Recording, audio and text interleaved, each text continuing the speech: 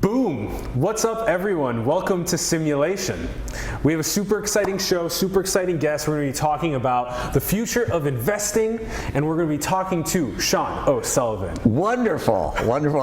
Alan, thank you for having me. It's great to be here. Thank you for coming on the show. You're a hard man to get onto the show, so I'm really excited. Well, I'm glad it finally worked out. I was traveling a lot. Yes, so. And you have like 100+ staff. You have 150 startups a year that you invest into, which is just absolutely nuts. This has been going on for a while. This is SOS Ventures. SOSV, actually. SOSV, yes. That's SOSV, right. And I keep saying that because it's a venture capital firm. Yeah. It makes kind of sense, but it's just SOSV. Yes. Historically, when it was just me, we called it SOS Ventures. With a checkbook. With me with a checkbook. The first 10 years, that was SOS Ventures, and now it's SOSV for the last 8-9 years. It's become an actual group of people. An institution, in fact, yes. 650 million assets under management and investing next year probably 70 million a year. And then, the way that we invest through accelerators, a lot of people come in and follow on to our companies and invest a lot more money. So for every $50-60 million we invest, we get another 250-300 million coming in from all the Sand Hill Road guys and all the other people from around the world. And this is what is defined as the seed stage, is that the companies come in with usually anywhere from idea to actual prototype, product. And a team of 2 to 5, but generally 2 to 3 co-founders. With maybe a couple of years of experience with the market or getting the product off the ground, sometimes even less. You could have a company with a really great idea that just came together a few months before the program started.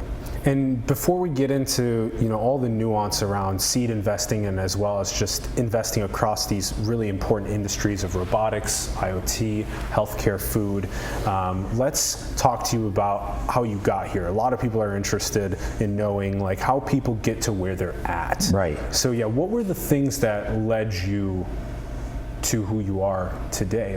What we do. I started as an engineer and an inventor. I've created a couple of companies along the way, and that's how it really started. Just from college, I went straight into creating my first company, MapInfo, which if you've ever typed an address into a computer and then seen a street map, how I would have gotten here today or whatever, that's what we invented, just that street mapping capability on computers initially, and then obviously in cars and other things. So that became a couple $100 million company.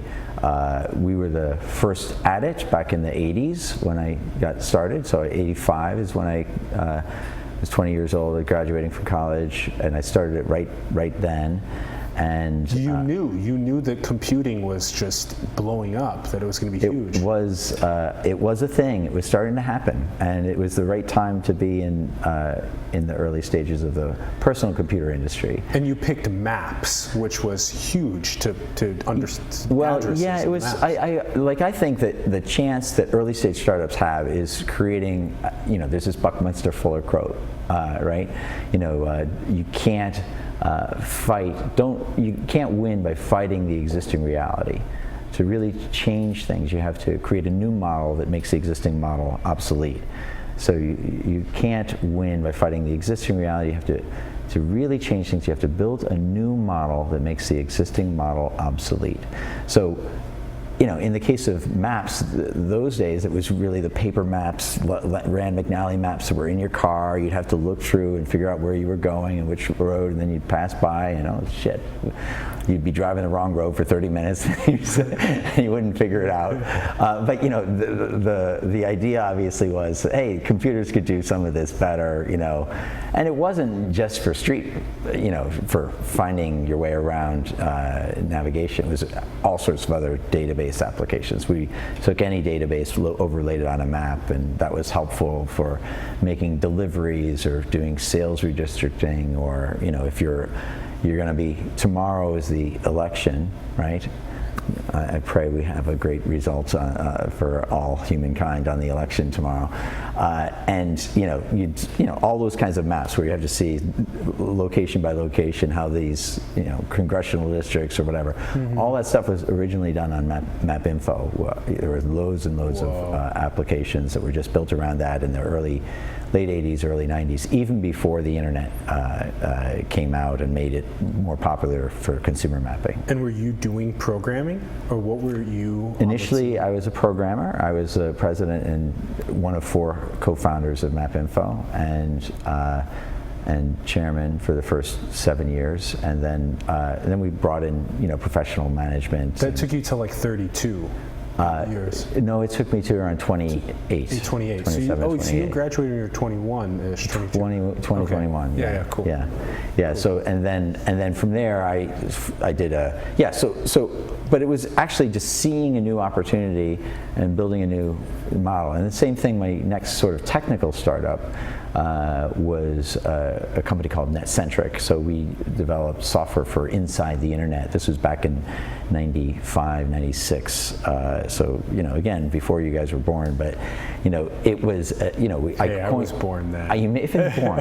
You may have been born, but you were not out of your diapers yet. Yeah. So, but back in '96, I trademarked with George Favaloro compact computer. We came up with this term, cloud computing. You've probably heard that term, and so I trademarked that term back in '97. That's in the Oracle though was around then. Well, this is like the first internet boom. Okay. But a lot of the so the cloud was developing, but it was early days for hosting services. Yeah. Back then, the cloud was actually in POPs, points of presence. Rather than data centers weren't even really a big thing back at that time, and they became much the way that people think about it these days. Yeah.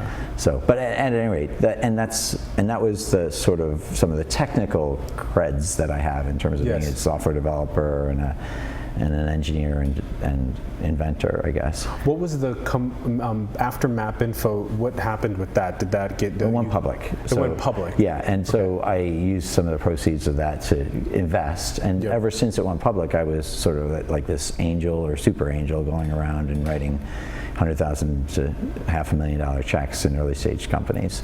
And you found some good ones. And I found some good ones. Got some great returns. We have. A net IRR of 39%. IRR. Internal rate of return. So it's VC term. Rate of return. Yeah. So if you it's like if you invest $1 and then a year later it's worth $1.39, and then a year after that it's worth $1.87 or something. 39% year after year. 39% year after year, or $1.90 or whatever that would be. So it's compounding. So then, do you have a line of people that are asking, like, can we get an SOSV? How do we get it? We do, and we can't talk about that. We can talk about that line of people. Okay, but after MapInfo, then you were doing super angel work. But then you also started, you said, with George from Compaq. Yeah. Yes. So that was called Net-Centric. Net-Centric. And that grew to be about, I think it was about a 10 million revenue, 9 million revenue company in the last year, and 13 million in expenses. And so the delta, that would be okay in today's world, but in that day, that was when the dot-bomb crash happened, the whole crash of the internet. So there was no more money, and that worked out very unpleasantly for all involved, unfortunately. It was sold off, but nobody made any money, and it was a real lesson. Like my first company, I was super successful. I just thought everything was roses. I thought it was like this, this god, that could just pick an idea and be successful. And I had some good ideas, but there's a lot of other variables involved. I'm glad you had a low as well, because that way what the low feels like as well. I've had so many lows. Yeah. No, I mean the reality is, if you try to do really, really difficult things, most of the time you're going to fail. Yeah. And it's like. I give this quote from Gandhi, at first they'll ignore you, and then they'll ridicule you. And then they'll attack you. And then you win. So the only problem, as long as you keep trying. The only problem with that quote is if you can keep trying, if you can survive long enough. The only problem is that many of us can't survive long enough. And so, maybe 20% of the time, 30% of the time, you actually get to win. And so it's a hard life to be an entrepreneur. And for me, when you were saying that, there's this feeling of entrepreneurs and artists, just people that are kind of getting by month after month, trying to build what they want, how they want to see the change in the world. Yeah, exactly. And then they look around themselves, and what they see around themselves is they see all the, the 9-to-6ers and stuff like that. And those people are like, and just way more like stable in terms of like their life and whatnot. And so there's like, when you cling to kind of like the bottom of the socioeconomic strata because you're just so paycheck to paycheck, that you get a lot of cortisol. There's a lot of stress. There's a lot of anxiety and stuff. And you can get burned up about it. I think that, for me, I remember back in the early days with MapInfo, running up to credit card debt, and I came from poverty in the first place, and I did not. You did? Oh yeah, I grew up poor. Our family, 9 kids. We had a single mom raising us since the time I was 3. How many kids? 9 kids. I was the 8th of 9. Oh my goodness! So there was nothing New York. in upstate New York. Winters are terrible. 9 kids for family. That's a big family.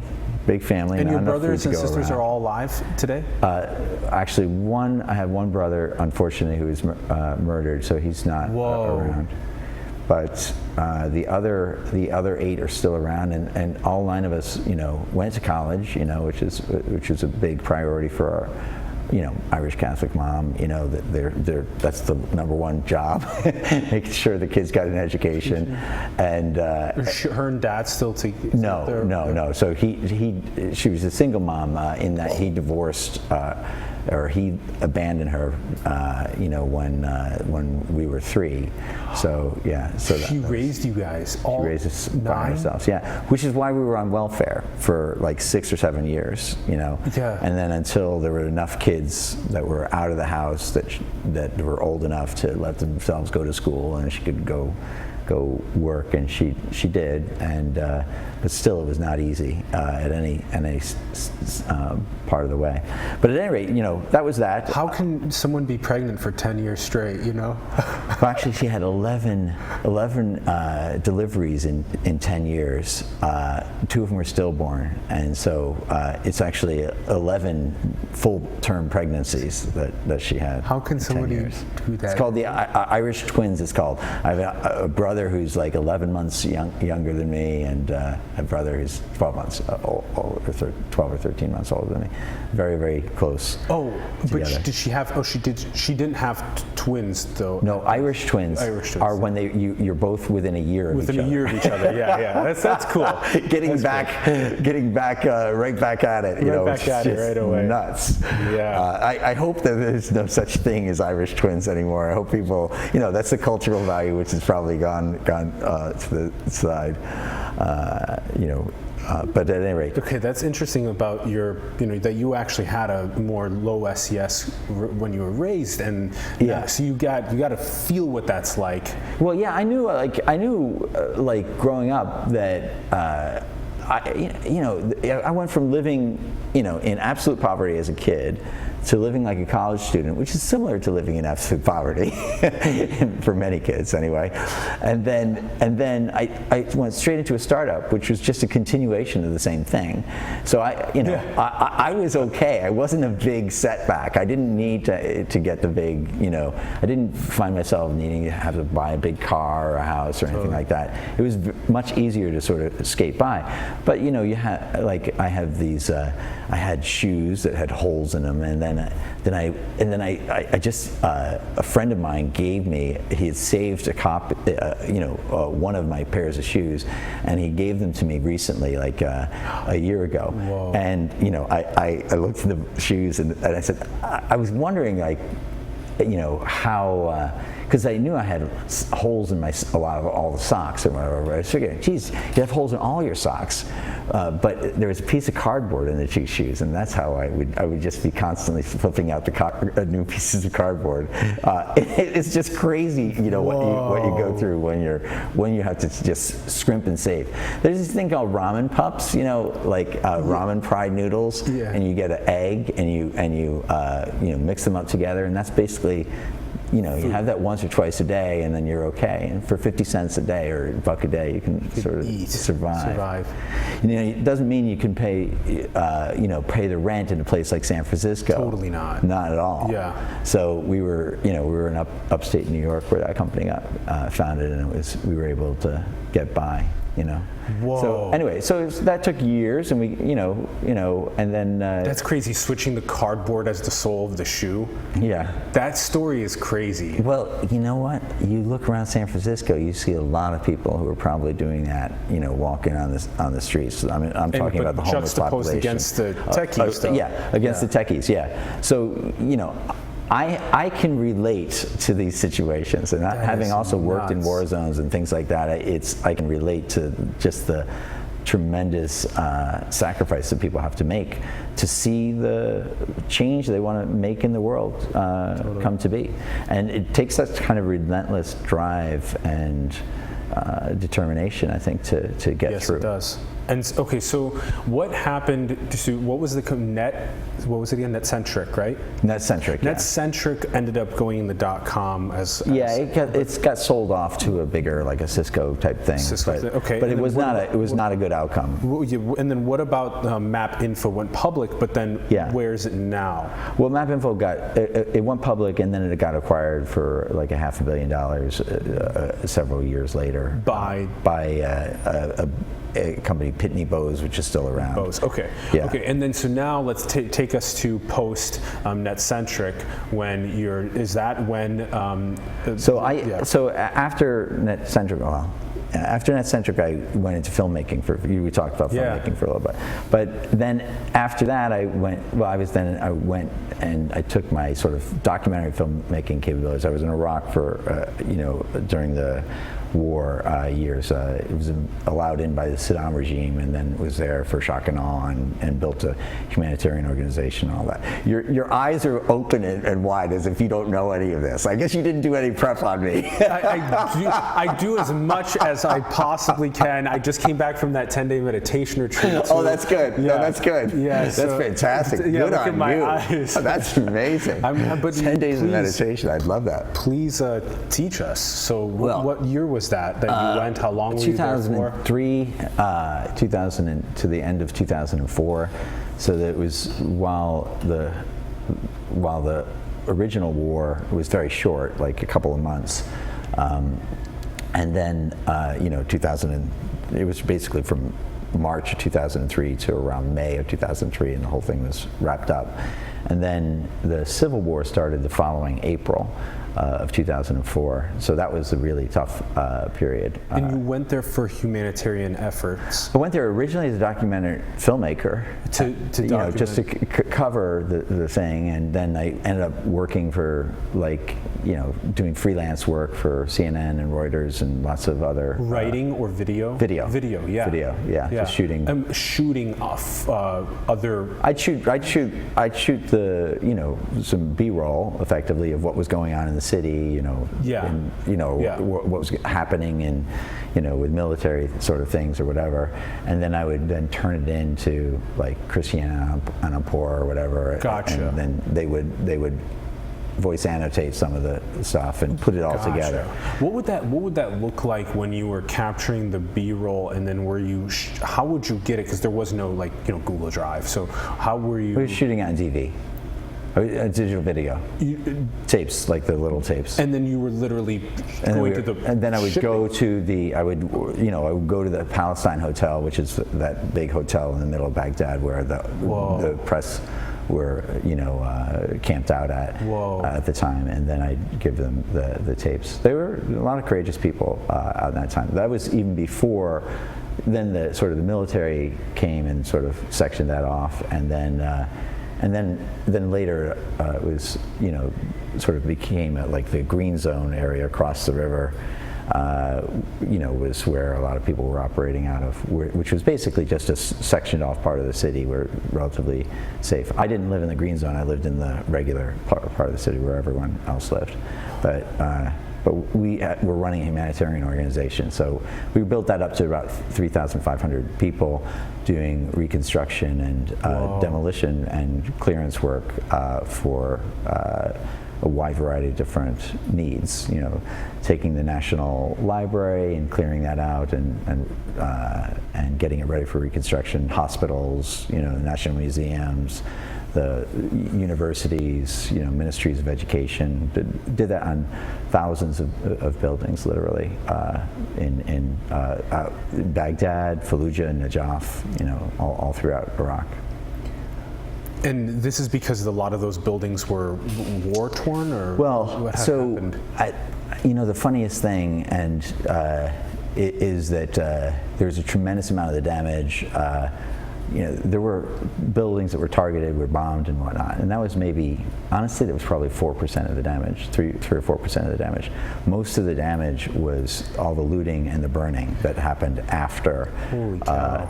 So that was it. That was the incredible thing. People would just go in and loot the heck out of, because it's different than the United States. You think, in a way, of your government as part of you, and maybe that's a difficult age that we're now in, where we don't think of the government as part of us.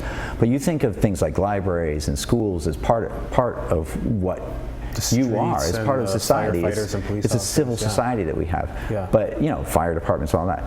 In that case, the government was really viewed as a tool of oppressing the people, and so anything that the government had was just a tool for oppression. So they had no problem in looting hospitals or libraries or fire stations or universities or national museums and anything else. So everything was looted, and then after the looting was done, then they would burn it to get rid of the evidence. No. And I say that, it's not like the entire population was doing this. It's only probably 10% of the population that got carried away in it, right? But they did not stop, and there were gangsters and whatnot that took advantage of it. But it was trauma, it was stress that they had experienced.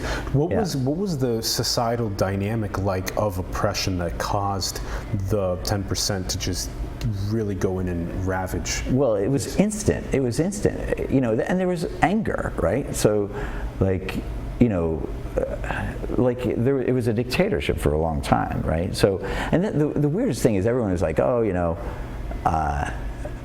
nobody really wanted the U.S. to be there. At the time, though, you got there, and initially, the first, several months, you have children and adults coming up to you and just saying, "Thank you, Bush, thank you, Blair," chanting and all this sort of stuff. It was really just so thankful that they had their religious freedoms back, that they had, that Saddam was finally out of power. It was just, they were actually really, really grateful. Whoa. And then it was totally blown, because there was no order and there was no, the chaos just continued. And so it was what ended up happening is I switched from I just saw what was going on. I said, Jesus, this is terrible. Where's the cleanup? Where's the effort to reconstruct, And there was no plan, right? So it was. That's it. You intervene without a plan. What happens when you overthrow? And there wasn't any sort of, and there's just so many mistakes in that situation that are, it's a very surprising situation. I lived through that situation, and wow, it's really, really interesting times. We ended up growing. We were the largest humanitarian organization in Iraq, doing all the work that we did. We got some funding from the United Nations. I started with a little bit of money that I started with some of my own money, a couple $1 million that I sort of did to start it up, and then it was even funded further by some other sources. And is it still around the humanitarian organization? Well, not in Iraq. What ended up happening, was so we were targeted by the terrorists. So my co-founder.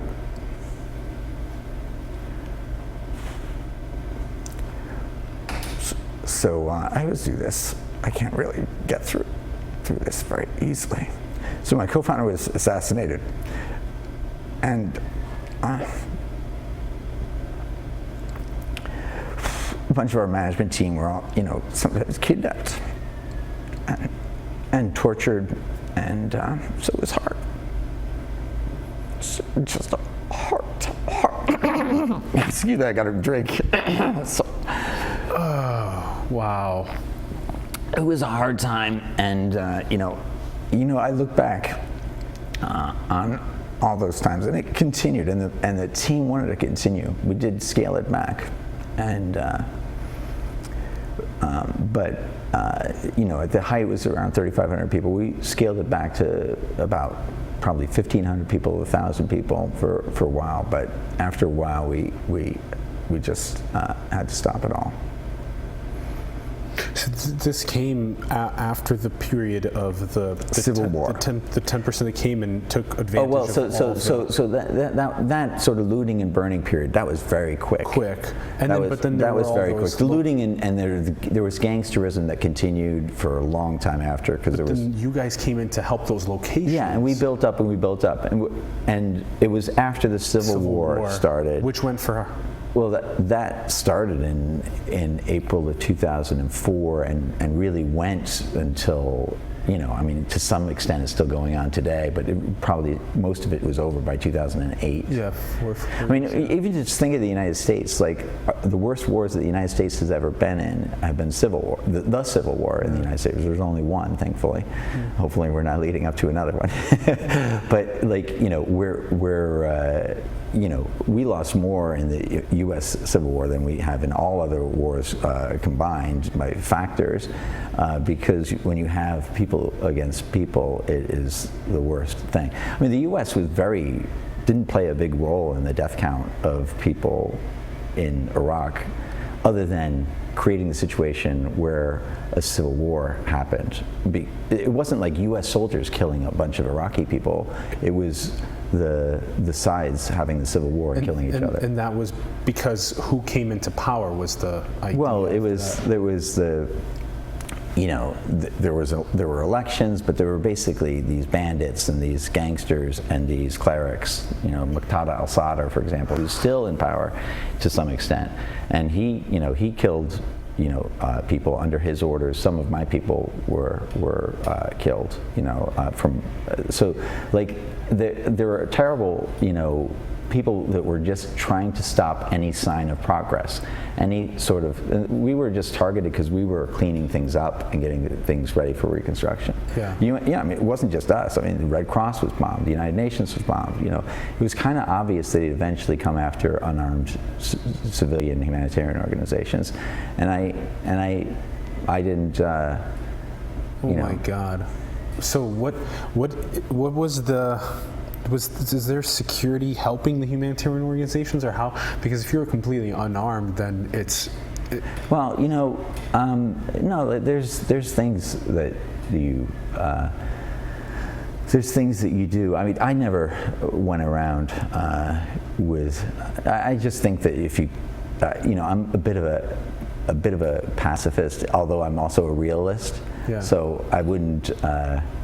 If somebody was coming after me, I would defend myself for sure, and I think you have to be realistic about it. But I also don't want to just be part of the problem, and so building up a security force as part of a humanitarian organization is weird. It's weird. It is weird. That's so insane. Yeah, it is weird. Okay. So anyway, that's all. That was 2003, 2004. I met my wife. In Iraq. You left pre-Civil War. I was there during the Civil War period. Yeah. So then, yes. For part of it, and then what ended up happening is I got married. So I met my wife. Married? I met my wife in Iraq. Oh my gosh. She's from New Jersey. She was a war correspondent, so we met. So she worked for New York Times Magazine and Rolling Stone and all these other places. Tish Durkin, she's a fabulous journalist. You should read her stuff. She's amazing. She's got a blog called knickertwist.com. Check it out, Knickertwist, KNICKERTWIST.com. But so she's great. She writes for the New York Magazine now. Is that from like don't get your knickers in a twist? You got it. She's always got her knickers in a twist. So anyway, so yeah. So then you met. So we met there, and we got engaged, and then then we went home to get married, and the war zone thing sort of stopped. Because like 9 months and 7 days after we got married, we had a baby, and so as soon as I found out she was pregnant, there was basically like I needed to be around for my kids. And when was that you went back from here? We got married in December 31st, 2014 or 2004. So the end of 2004. And so then I stopped going into war zones. Like we also expanded a little bit. We did some work in Palestine. You guys, during the Civil War, the humanitarian effort continued, but you were back. I left. Yeah, Jumpstart's continued to work, and actually there's still some Jumpstart for a while. Actually there's still some Jumpstart even today, but it's no longer big, and it's in different parts of the world. It's not in Iraq anymore. There are other places in the world that need the humanitarian services. Yes. Yeah. Wow. Yeah. So anyway, that's a long story. This has nothing to do with technology. This is really important to understand who you are and how you got to where you are. Well, there's certain crucial problems facing the world, and I just thought, what's the most important problem in the world at the time with my skill set? How can I apply it? I was a filmmaker. I thought, I'd go to Iraq. Then I was in Iraq, and I was like, the filmmaking, it was interesting, but it wasn't the most crucial thing that I could do. So I leveraged some of my sort of organizational skills, and I just started doing things that needed to be done that nobody else was doing. I think that's what entrepreneurs are great at, is just filling, finding this unbelievable gap in a market that needs to be filled, and just going and trying to solve that need. And in that case, there's no money to be made, but I think there's a lot of social entrepreneurs that feel that urge, just the same way. I mean, it's not like entrepreneurs in most cases are really not about the money anyway. They are unsatisfied with the status quo. Correct. And they need to see a change, and they want to be part of that change, and they want to lead that change. Yes. They do not want the world as it stands, and by being exposed to it, by being there and seeing it, I was frustrated because I'm an American. I was born in America. I'm a product of America, and I saw that we were not doing enough to fix the situation. We were going at it with the wrong solution. You're trying to apply this tremendous military force to a population that's not solving the problem. So we have one hammer. The question then is, how do you empower people of their own country? It's their country. That becomes like because how do you do that? No, it's a hard very thing. tough. And I hope that in the future, if things like this arise again around the world, as they are right now in some places, that if we can figure out how to empower the native people of the part of the world to have the resources that they need to figure out how to govern and lead themselves sustainably over time, then that is ideal. Like one of the things that really does wake you up to is there are gangsters that in power vacuums will fill that power vacuum instantly, and those gangsters will kidnap and torture, and they'll use, they call it, Al-Qaeda, or they call it whatever, but most of these guys are just crooks and thieves and bandits and liars and, sicko perverts, And we're no different, because if the infrastructure fell apart in the U.S. here, we would have the same crap happening. There's loads of shit that happen, even just, But like if you have that sort of runaway control of having a gun, and being able to sort of do things, intimidate people. If you're a psychopath, you're willing to do whatever it takes, and without a society to sort of, the civil society, to help us keep our morals together and our ethics together, we're in a lot of trouble. We'd go off. We need good leadership. We do. And we need stewardship for Earth, and we need to sustainably move forward. And I'm really happy that we made this kind of pillar of the conversation, because now I think it gives a really strong ethical and moral footing to wanting to see this change that you wanted to be and you wanted to see in the world. Yeah, well, and that's the thing. One of the things that I determined after getting back from Iraq, and I was living in Spain for a few years, living in Ireland for a number of years, was that actually the biggest change I'd actually made in the world was in my time as an engineer and as a creator of new technologies and new companies, helping lift up what was possible and helping improve productivity of people. And whether it's mapping and or cloud computing, these are things that have just transformed what it means to be human.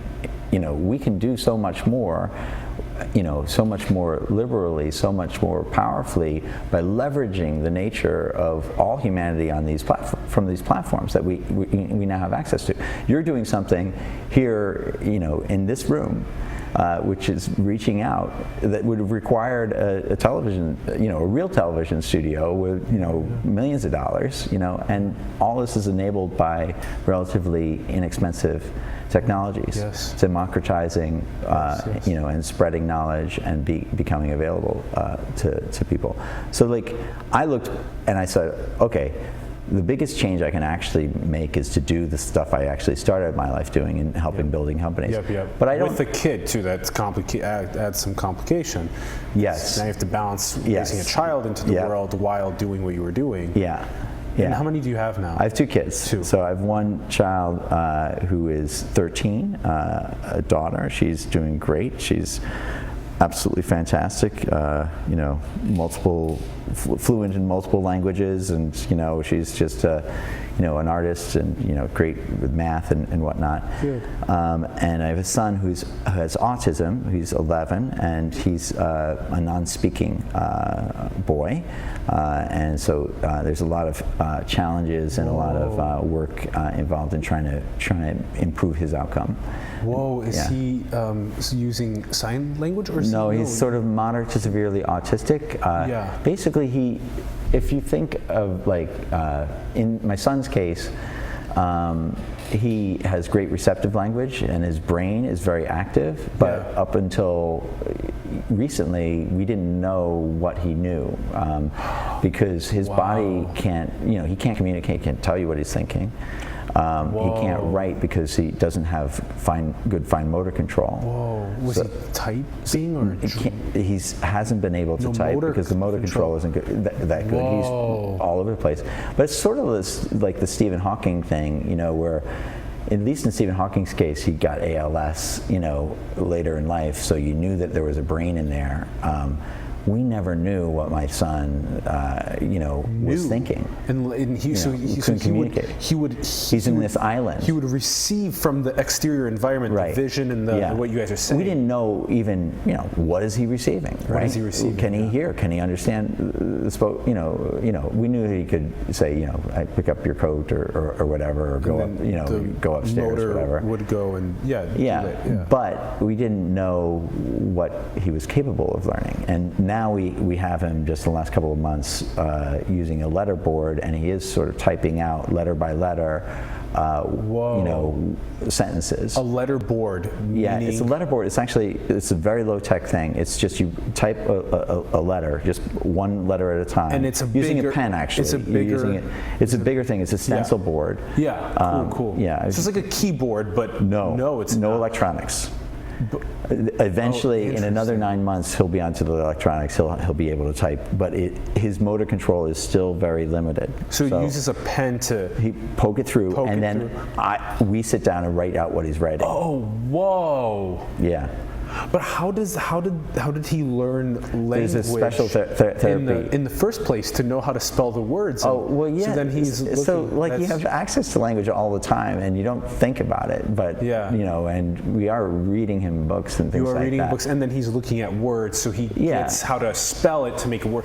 So what is he saying right now? You know, so cool. Well, I can show you a video, but you know, but we're not going to do that. But you know, you know, we just sort of teach him a lesson. Like we'll say, you know, a lesson about, you know, for example, where the chocolate chip cookie was invented. You know, so do you know where the chocolate chip cookie was invented?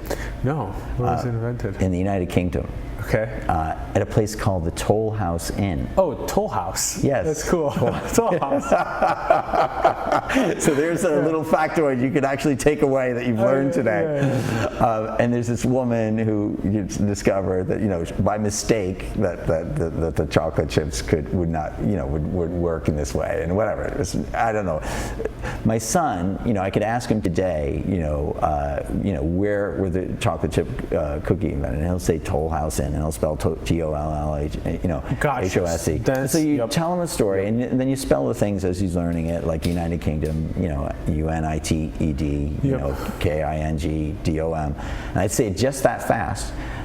As I'm telling him a story, I'll spell out some words, and then I'll ask him questions, and then say, you know, what year did this happen, or whatever else? That is a whole, again, with the word time, this is kind of where things started, is that you wanted to go and continue pursuing bringing really good, important technologies to the world, while you were dealing with raising 2 children, but one of them you needed to invest more time into for them to learn, a lot more time. Wow. And so that is. And my wife has led that effort, and she has been heroic throughout it. And we have, you know, engaged with a lot, and we're very lucky, you know, because we can afford to discover these new therapies. But up until 6 months ago, we had never even known that this therapy was really a successful therapy. I saw it, and I said, you know, we'd heard some bad things about it. So this may not work or whatever. For the sketch with this spelling to communicate, it's called. Yes. So, but in fact, it's a miracle, because now we finally know what he knows. Yes. And he's able to, you know, he's able to say anything. Like, you know, we talk about fireflies, and then he's spelling out bioluminescence. He spells that out. That's incredible. Yeah. I mean, and it's just like, okay, that's not dumb. That's advanced. This is a kid who really is catching on to whatever you teach him. Now, I wonder if the way that I've seen sort of breakthroughs work with people like Tony Robbins, repatterning people's behavior to be able to speak, is that a potential? Right. Oh yeah, like listen, I think there's physiological things that are happening with children with autism.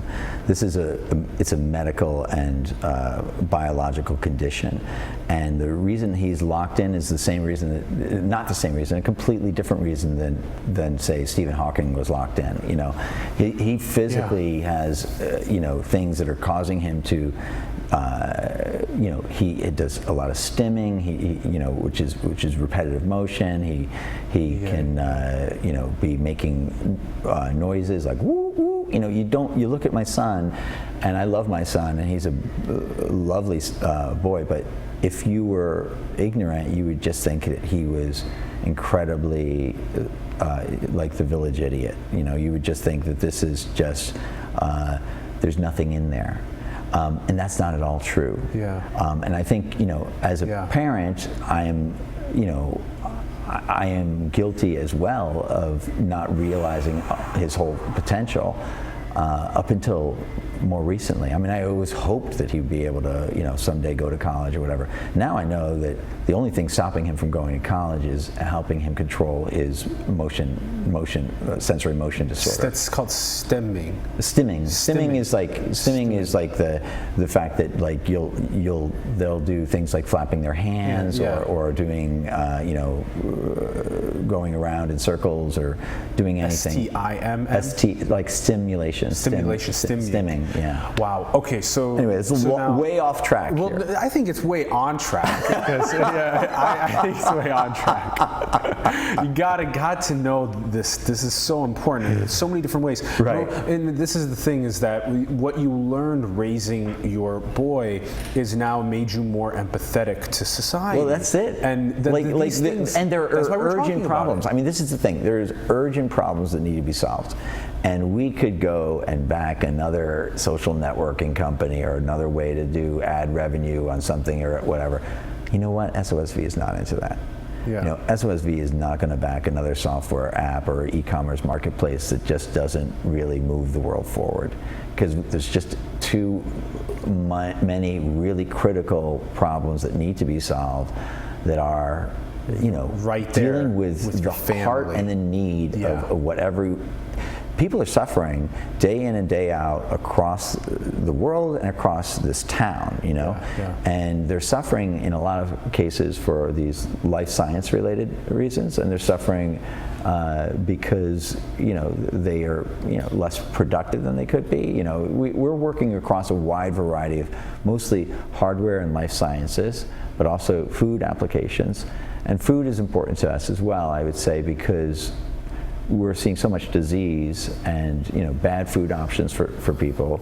I mean, there's, for the last, you know, I don't know, dozen years or so, there's the real problem of food in the world is not a lack of supply currently, it's obesity. Obesity, yeah. Right, and more diabetes. Obese than starving, yeah. Yeah, and all the medical problems that come out of that. I mean, half of our medical bill is due to the fact that we're dealing with these chronic conditions produced by the food that we're eating. So having better food options for people and really being able to provide also understanding the microbiome of each individual, so that you know that's best for them. Exactly, and being able to measure this and being able to, you know, improve this with good feedback loops. So having devices and technologies, medical devices, Internet of Things devices, perfect transition, that tie it back into better health conditions, better, you know, gauging if you're dealing with depression, just having treatments for that, whether those are medical devices that are actually trying to treat that using, you know, new forms of electrical stimulation, you know, transcranial magnetic stimulation, those types of things, or just detecting it, like detecting with Gaussian, you know, skin sort of mechanisms to determine if you are actually in a depressive mood, and then engaging with you know, proper therapies or proper behaviors that will get you out of those therapies, or out of that condition. So, you know, there are, you know, the world is a physical place, and SOSV is investing in these physical issues. Like, we have these accelerators, you know. You said atoms over bits. Atoms not bits. Yeah, exactly. That focus on the physical issues more so than just the software. The software is always going to be a big part of it.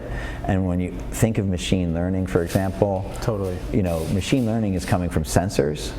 You know, what are the sensors? Sensors are hardware. Yeah. You know, like if you're thinking about really great applications for AI, you're thinking about self-driving cars. Okay, that's a hardware problem. So many cameras. Yeah. Yeah. So exactly. So, exactly. Okay, so let's start like this, because I think this is a good way to wander ourselves into the vastness that is SOSV. Is you started us off by saying that this is about solving the pressing challenges around the world, right? And that you see the things that are right there with our hearts, that are right there in our families, or it's not about the optimizing some part of e-commerce or some sort of advertising platform. It's about, you know, what's right here next to our hearts, in terms of the suffering across the world. And so then these can be good markets. You know, I'm not saying like this is not all bleeding heart things. It's not necessarily things that can only lose money. These are right, totally, absolutely. You can if you create a tremendous amount of value for people, then it is worth sharing in that value to the company creators and to the people who back those companies.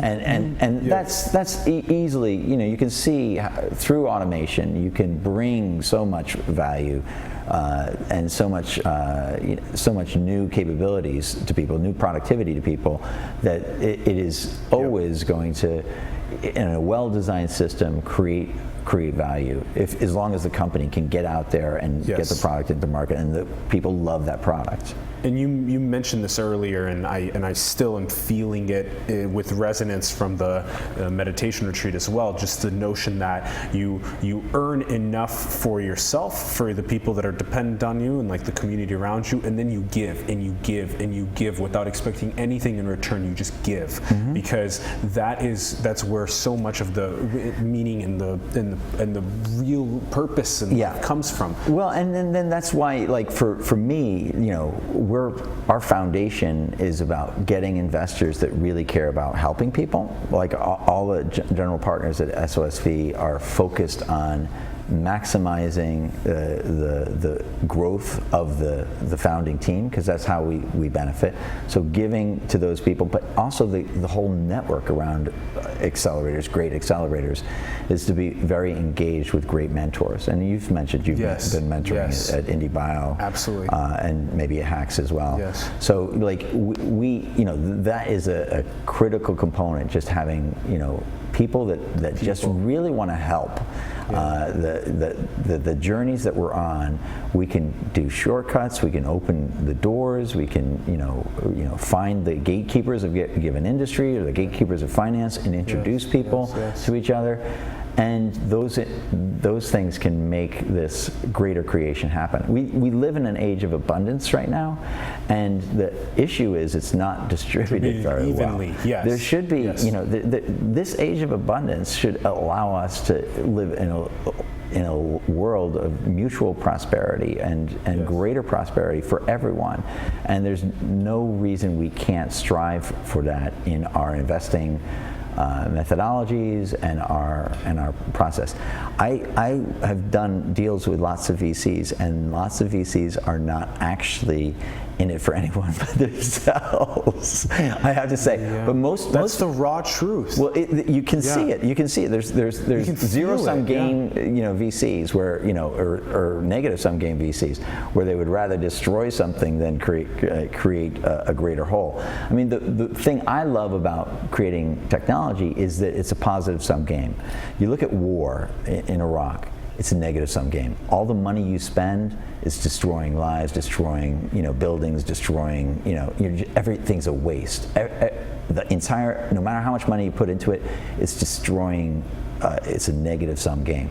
War is always a negative-sum game. Poker is a zero-sum game, right? We bring $20 to the table. One person leaves with it all. It's a zero-sum game. Yeah. And then the positive-sum game is technology. Technology and education. Always a way, if you do it right, for it to create more value for everyone around the table. And so that's why I fundamentally, in my life journey, like I'm brought back to technology rather than just spending all my money in charitable ways. Like I'm brought back to technology because I think it can uplift all of us. So so that's what these accelerators are trying to do, is to take these stagnant segments of the economy that need to be disrupted and energized with new possibilities, and then just driving those possibilities forward. And I can tell you that it is so gratifying because we are making so many discoveries. You see IndieBio, right? You probably know a bunch of the entrepreneurs that are going through, and we have new cures for like pancreatic cancer. These things are getting to market. Will be getting to market soon. We have, I don't know which companies you're aware of that are in tomorrow's batch, but there are shockingly great advances, and that is going to create a lot of value and opportunity and a lot of I'm grateful just to work with these founders because of what they're doing in terms of creating meaning and purpose even in my own life. Yes, right? correct. So that's just life sciences. Yeah. And then there's there's hardware, robotics, medical devices. There's so much. Food. So okay, so those are kind of the categories. Now I want to talk about the accelerator model, but sure. Alongside that, I want to also pair that with what you described earlier, which was extremely good people. You have extremely good mentors, extremely good investors, people that are there to do a positive sum game to increase the pie over time, and also to solve some of the world's most challenging problems. I like how you talked about mentorship being so critical in terms of especially these little shortcuts that we can finding the gatekeepers, pairing the right people together, all this kind of stuff. Okay, so now the SOSV has around 6 right now accelerators. Yeah, that's right. Yeah. And so what's interesting is I want to ask you about the accelerator model, because most people, I don't think most people know that that accelerator models popping up around the world is a really good way for the advancement of entrepreneurship. Sure. And for kind of the centralization somewhat, but also decentralization. But you centralize in terms of knowledge and skills and mentors and talent and stuff to open these doors, and that way more people can come in through that funnel. Yeah, well, I think accelerators, it's a challenge because it still has to work. Economically, it still needs to work, right?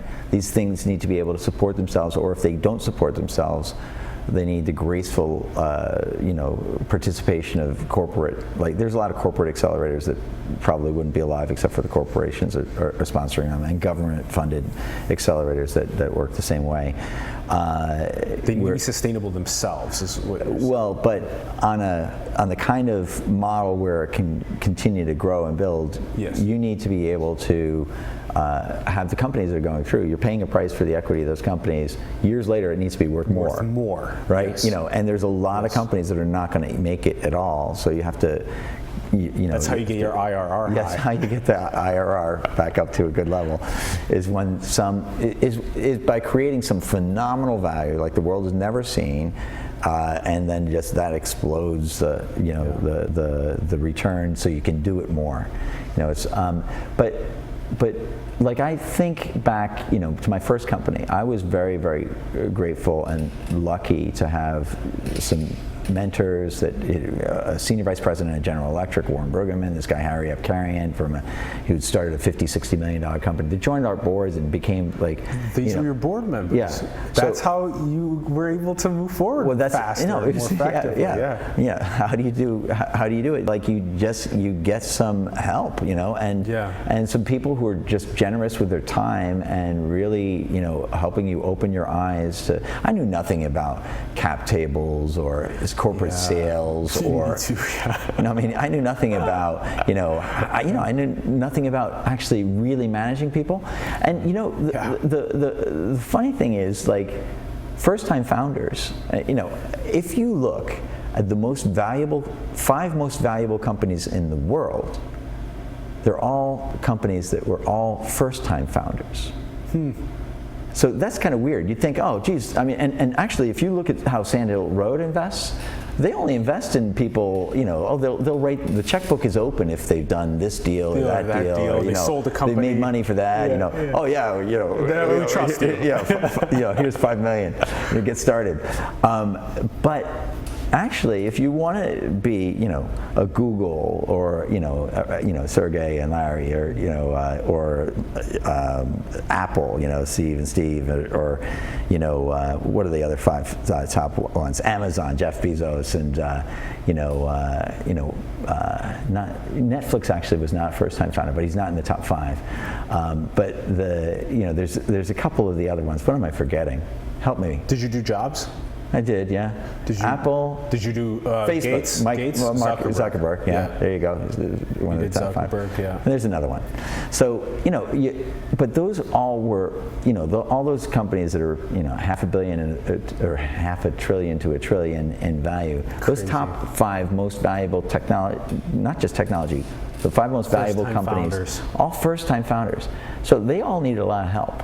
Yeah. And they got there and created some of the most phenomenal changes in the world because they had some mentorship, they had some, early investors.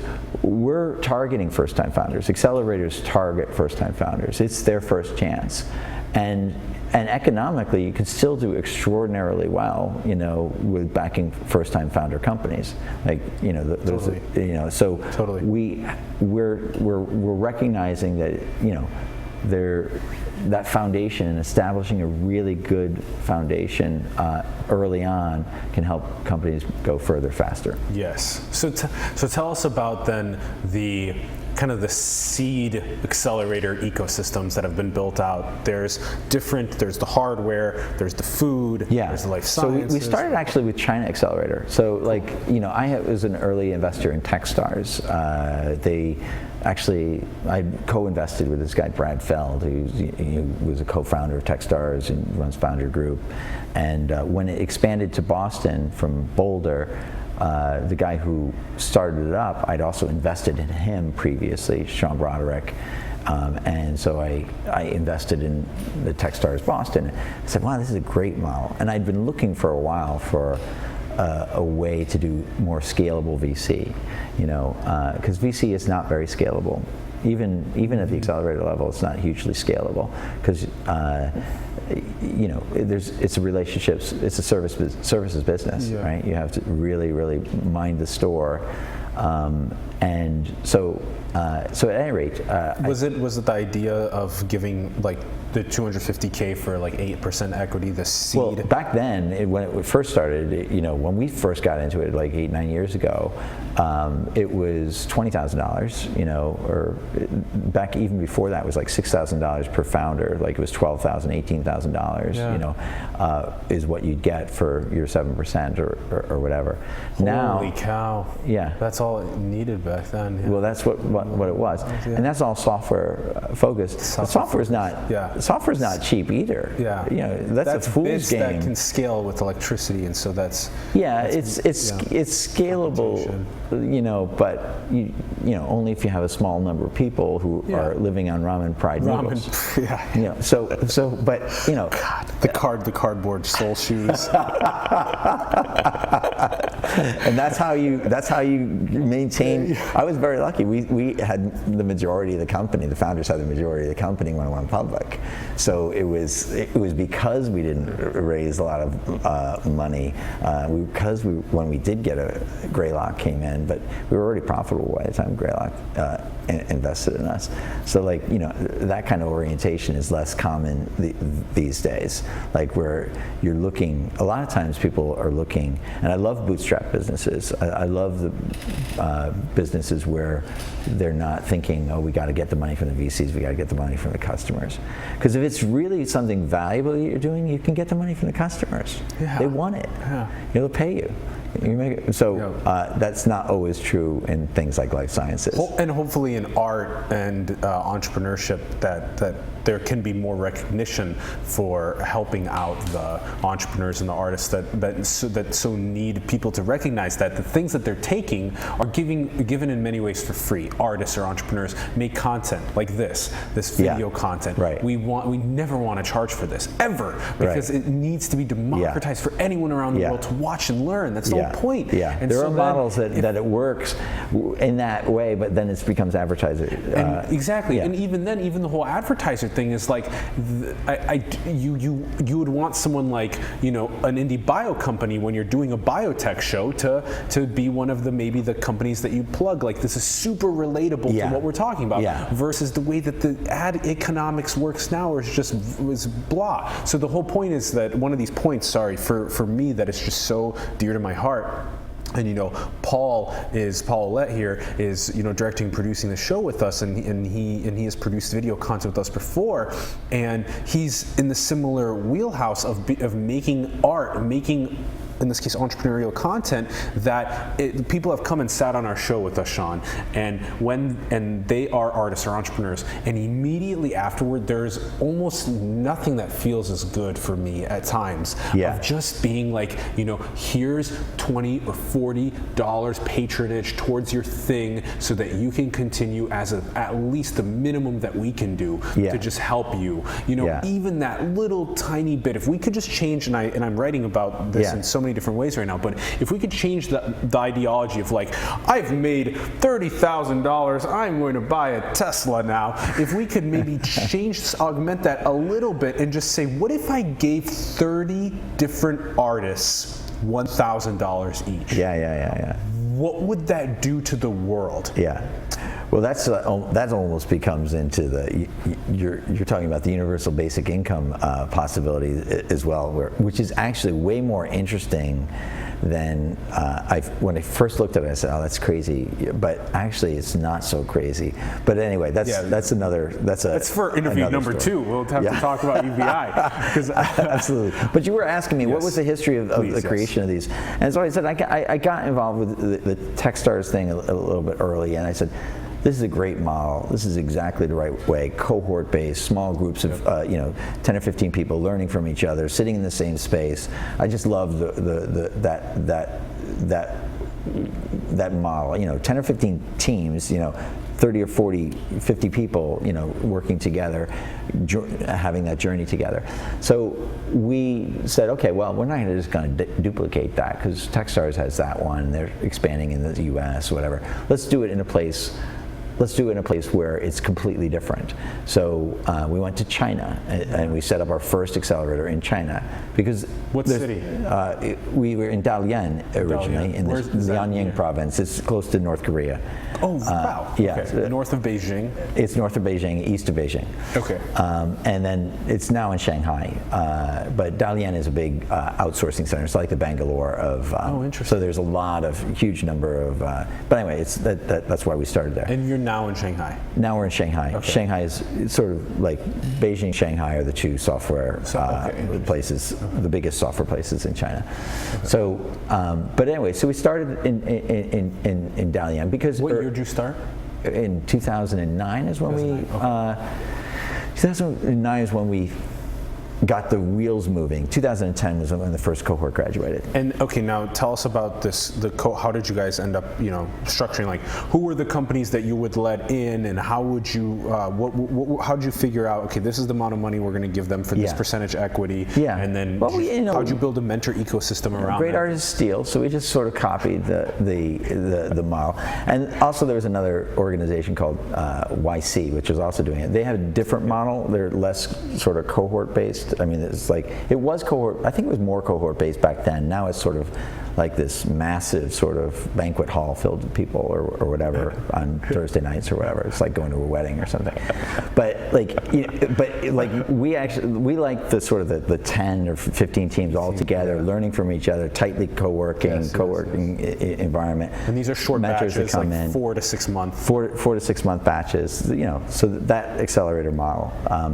So that is how we started in China, and of course China's software is completely different than any other place in the world because of the Great Firewall. So you can't run any of the software that runs elsewhere in China. It doesn't work at all. So you have to. You can't use any of the Microsoft Office products in. Oh, you can use off-the-shelf products like that are running on your laptop, but you can't use cloud software because they've basically created this artificial barrier called the Great Firewall, which forbids. And it's like Google services or AWS, all this stuff. None of that works in China. They have propped up their own economy using this that way. Yeah. So it's a theft. Is it genius? It's theft of trillions of dollars. So actually, when people talk about, is it genius in terms of economic stimulation for China that they force them to innovate? Absolutely, they would not have what they have today. I mean, it would have been genius. Alternatively, it would have been genius of the United States to not allow China to ship any hardware or physical products to the United States. And to force the US to have to manufacture our own. That would have been a genius play too. Wow. But we were in a globalization mode, and they were in a, hey, let's just take advantage of the rest of the world mode. And it worked for China. So, and I have to say, in China's favor, they have actually risen the economic prospects of hundreds of millions of people from poverty to middle class. Yes.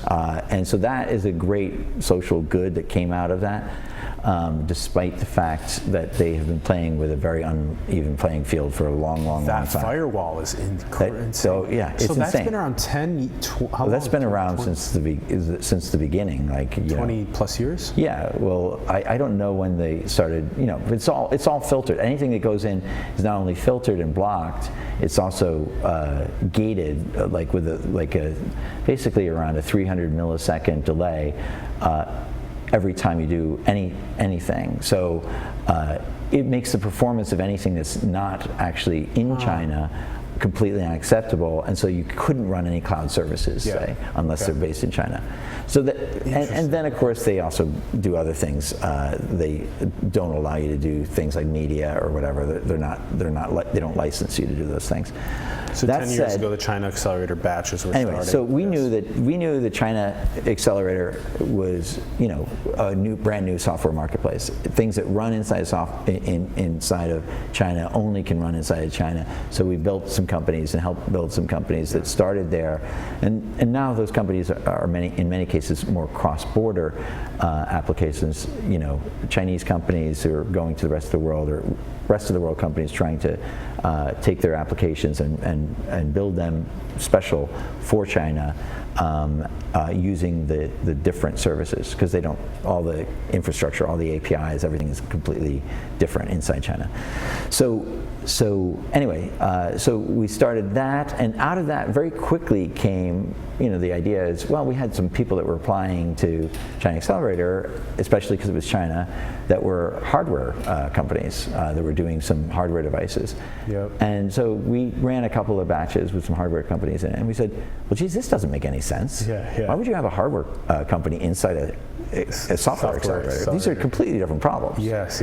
So we set up a separate accelerator in Shenzhen and focused on the manufacturing marketplace and the supply chain issues and the repeatability and getting the BOM bill of materials pricing right, and just mechanical engineering, industrial design, all the things that you would need to have if you're going to do a hardware accelerator. Yep. So we have like 28, I think, technical staff at Hacks that do just that. Very deep. That is insane. Yeah, so interesting, because that's that supply chain and design and engineering is right. So that's how if you're going to actually manufacture something for production, you have to have manufacturing engineers that will do mechanical design for manufacturing, which makes it producible so that you can do injection molding, say, or whatever else you need to do. The curves need to be just right. It needs to be manufacturable. These are not issues when you're doing a prototype. These are things that come into place when you want to do 1,000 or 10,000 or 100,000 units. And these things never come into issue when you're making software. Right, and never exactly. So because of that, we specialized, and so we very quickly said, and Hacks was 2012, so that was 6 years, 2 years after the first, a little over 2 years after the first one. Cool. And that was number 2. Your second accelerator was Hacks. That was Hacks, and so but that really was this the same group of guys as China Accelerator did? Well, Cyril Ebersweiler established both China Accelerator and Hacks. He's based here in San Francisco now. What was his name again? Cyril Ebersweiler. Cyril Ebersweiler. Cyril Ebersweiler. Yeah. It would be interesting to get Cyril visionary punk. On the show. He's great. Yeah. He's amazing. Please connect us. We'd love to chat. I'd love to do that. Yes. Yeah. And through Hacks, actually, that's how we met Arvind. Arvind was over in Shanghai at the time, and Duncan. They were at IDEO. Yep, at IDEO. Yeah. Yeah. Cool. And then we brought Arvind back to San Francisco, and Arvind came back to San Francisco, and then we had him set up IndieBio here in and that 2015. was 2015.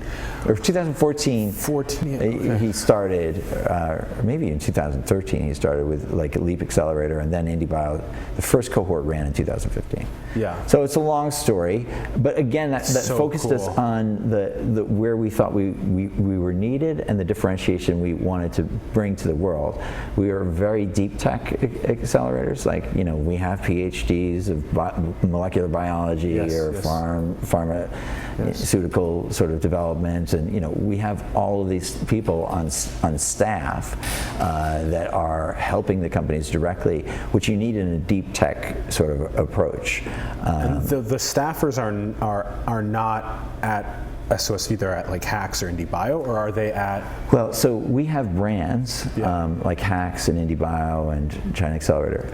All of the people that work for any of the brands are actually just SOSV staff. They are. Okay. They are. They're all staff. So they're all part of the team. It's one global team. Alex and June. Alex and June are SOSV staff. Yeah, yeah. And they're, you know, so, but the brand, it's kind of like a Procter & Gamble. They have like Tide and Clorox, or, you know, all these food companies, you know, have different brands. Yeah, we have different brands, one overarching way of doing business and one overarching mission of making the impossible inevitable, right? Making and lifting and helping founders go further, faster, and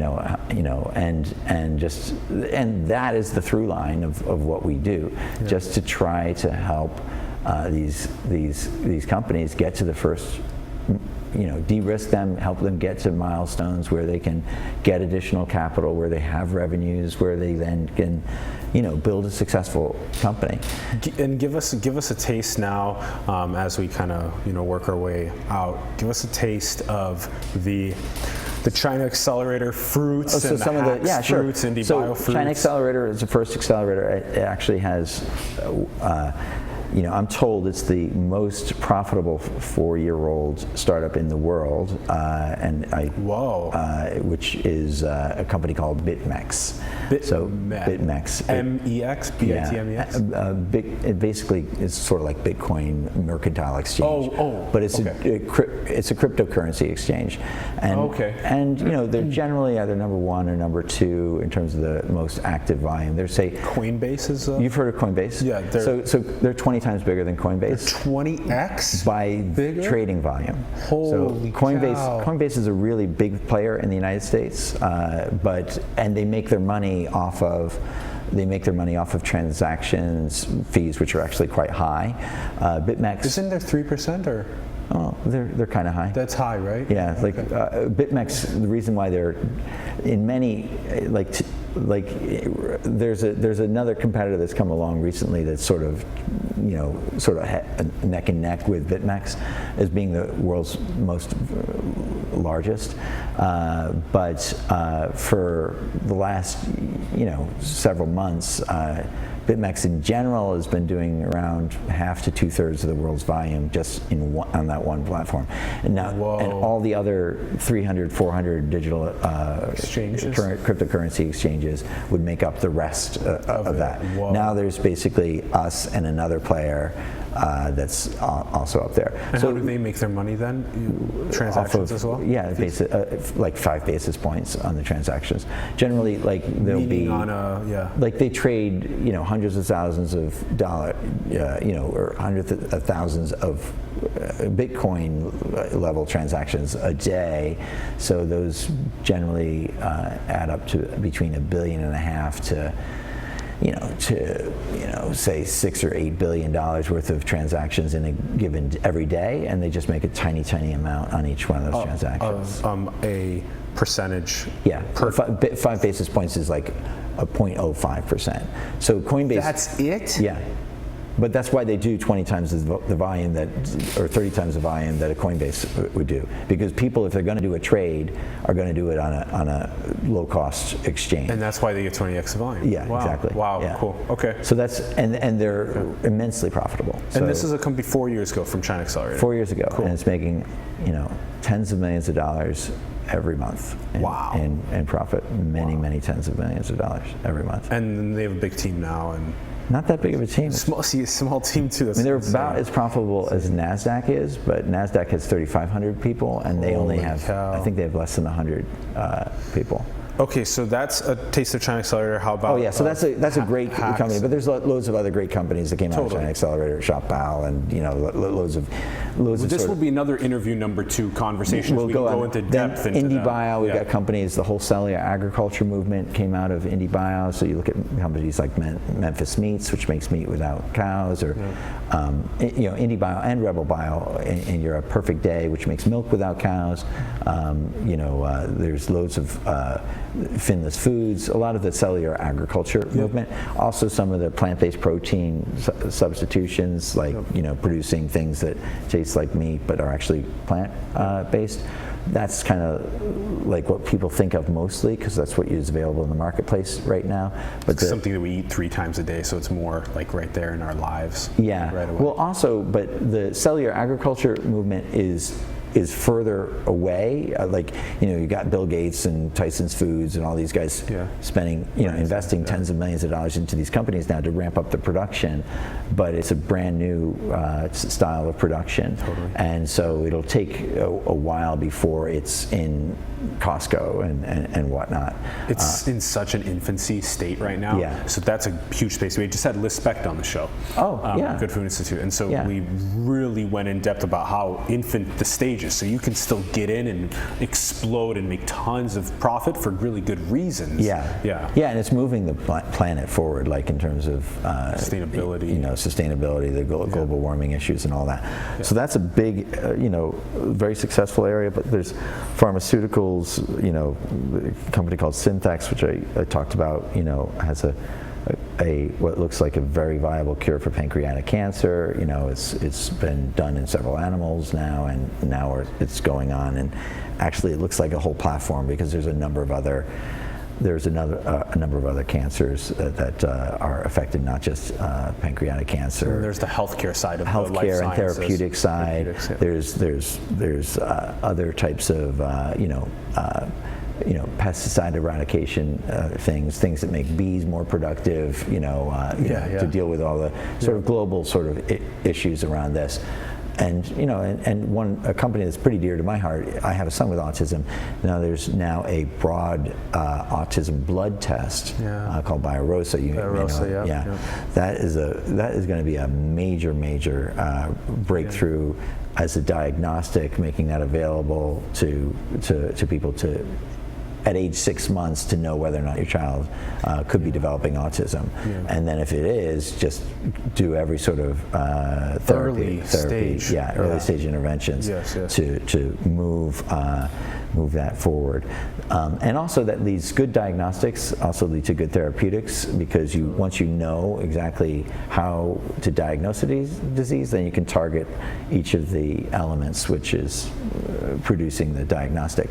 Anyway, that's a little bit technical, obviously, but it's really great to look at all of these new applications. We have a company tomorrow that's going to be showing that they've got the data back just over the weekend that they have reversed Parkinson's in mice. Wow. Yeah. So that's a really massive thing. And companies like Kidney, which the first implantable artificial kidney. 1 million people a year die from kidney not being able to get their kidneys replaced. Is that globally?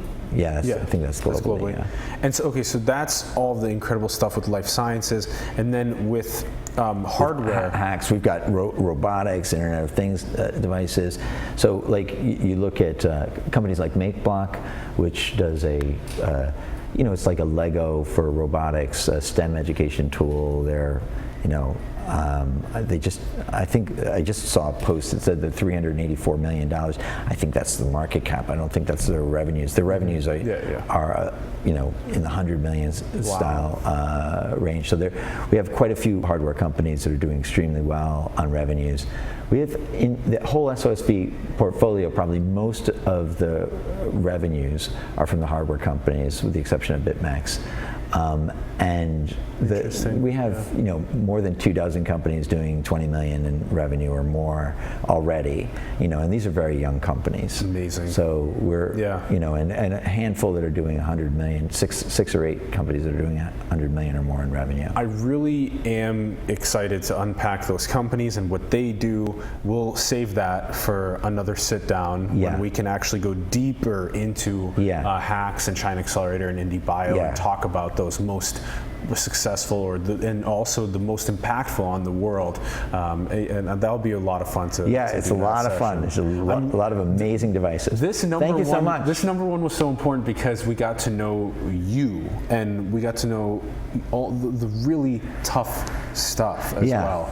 There's a lot of about you that it's about how what do they say, Simon Sinek, something about the why, start with why.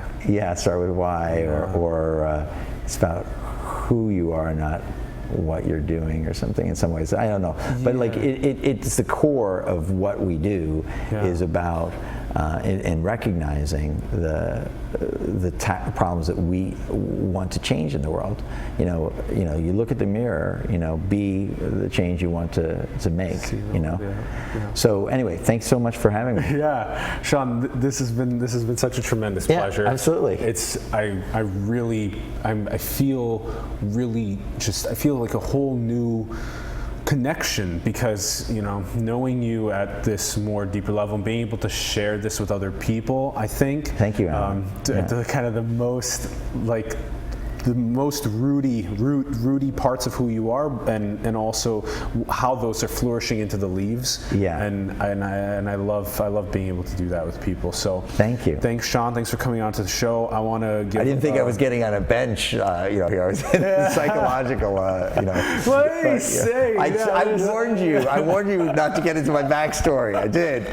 But you know that. You were there. Paul was there. But then we would have stayed at the leaves. And whenever you show people just the leaves, then there's but how did the roots make the leaves? Right. No, it's consistent. It's the motivation, and I think it's why we've been able to attract so many great, like-minded people to SOSV that are in it to serve, to recognize that we're here with a passion, with a desire to actually make the change in the world, not through just some sort of ego-filled sort of, hey, we're going to do this, but because you know what.